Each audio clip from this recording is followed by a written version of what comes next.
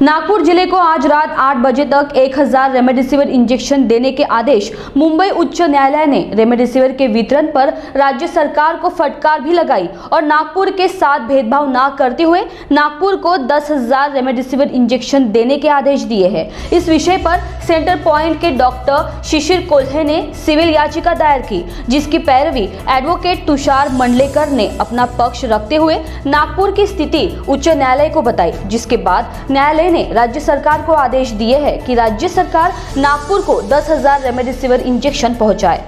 नागपुर में जहां remdesivir injection के लिए जनता को कोर्ट का रास्ता खटखटाना पड़ रहा है, वहीं कोर्ट ने अभी नागपुर के लिए 10,000 रेमडेसिविर इंजेक्शन देने के आदेश राज्य सरकार को दिए हैं। इसकी पिटीशन जो लड़ रहे थे तुषार मंडलेकर, एडवोकेट तुषार मंडलेकर हमारे साथ मौजूद है।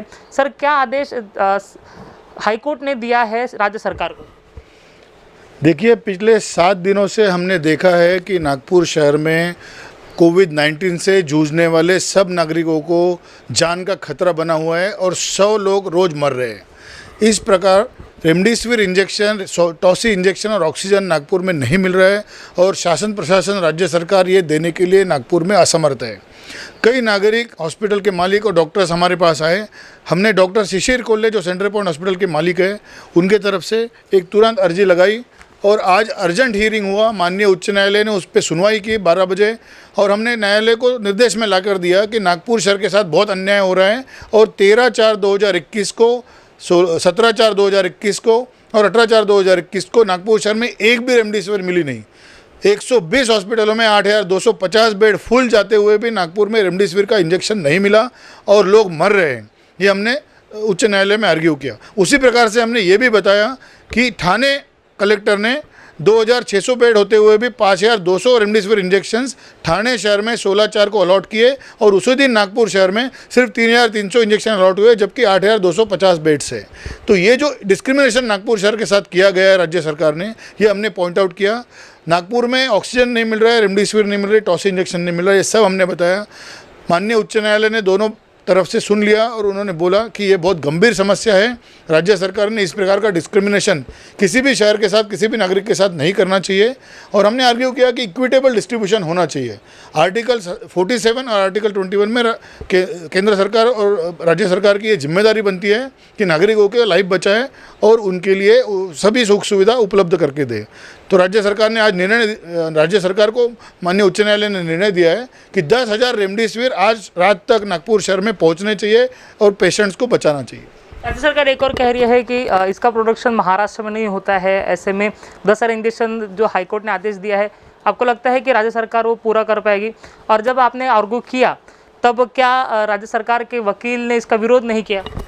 राज्य सरकार के वकीलों ने बहुत विरोध किया, लेकिन हमने यही बताया गया कि जब पिछले 7 दिन में 3 दिन नागपुर में एक भी रेमडेसिविर इंजेक्शन नहीं मिला, इसका मतलब नागरिकों की सुरक्षा करने के लिए राज्य सरकार विफल हो गई है। उनका कॉन्स्टिट्यूशनल ड्यूटी बनता है आर्टिकल 47 में, आर्टिकल 21 में, कि जो नागरिकों के लिए उन्होंने सुरक्षा देना चाहिए, उनकी लाइफ बचाना चाहिए। माननीय न्यायालय ने राज्य सरकार को बहुत अच्छी तरह से डांटा है। उन्होंने बोला है कि इस प्रकार का डिस्क्रिमिनेशन सहन नहीं किया जाएगा और इक्विटेबल डिस्ट्रीब्यूशन ऑफ इंजेक्शंस होना चाहिए। केंद्र सरकार से जो भी इंजेक्शंस लिए जाएंगे महाराष्ट्र में, वो महाराष्ट्र में आने वाले इंजेक्शंस का हर शहर में उस मरीज के प्रमाण में उनका डिस्ट्रीब्यूशन होना चाहिए। और ये 10,000 इंजेक्शन इसलिए दिए गए हैं कि पिछले 3 दिनों में नागपुर शहर में एक भी इंजेक्शन नहीं आया था। हमारा कहना है कि 10,000 इंजेक्शन नागपुर शहर में रोज़ मिलने चाहिए।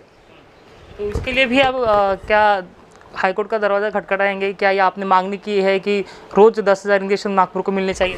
जी, वही हमारी डिमांड थी, वही हमने एप्लीकेशन किया था। डॉक्टर शिशिर कोल्हे, जो बहुत सीनियर डॉक्टर है, उन्होंने बताया कि हम पेशेंट को ट्रीटमेंट नहीं दे सकते क्योंकि हमारे पास रेमडेसिविर इंजेक्शन नहीं है।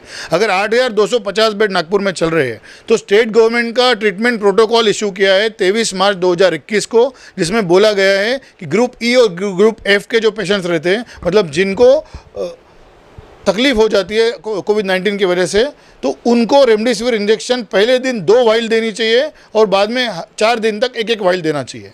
मतलब एक पेशेंट को जो थोड़ा सीरियस होने वाला है उसको 6 वाइल की आवश्यकता होती है।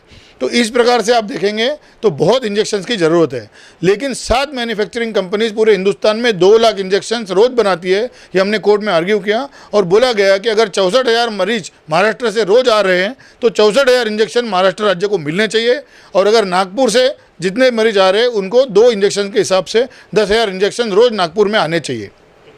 तो हाईकोर्ट की तरफ से राज्य सरकार को कहा गया है कि नागपुर में आज शाम तक 10,000 जो रेमडेसिविर इंजेक्शन है वो मिलने चाहिए। अब राज्य सरकार नागपुर को ये इंजेक्शन देती है या नहीं, ये बड़ा सवाल होगा, क्योंकि राज्य सरकार एक और कह रही है कि हमारे पास स्टॉक नहीं है, दूसरी ओर अब तो हाईकोर्ट ने ही उनको कह दिया है कि आपको नागपुर को रेमडेसिविर इंजेक्शन देना पड़ेगा। कैमरा पर्सन वीरेंद्र खोबरागढ़ के साथ अमित वांद्रे, महाराष्ट्र टीवी 24 नागपुर।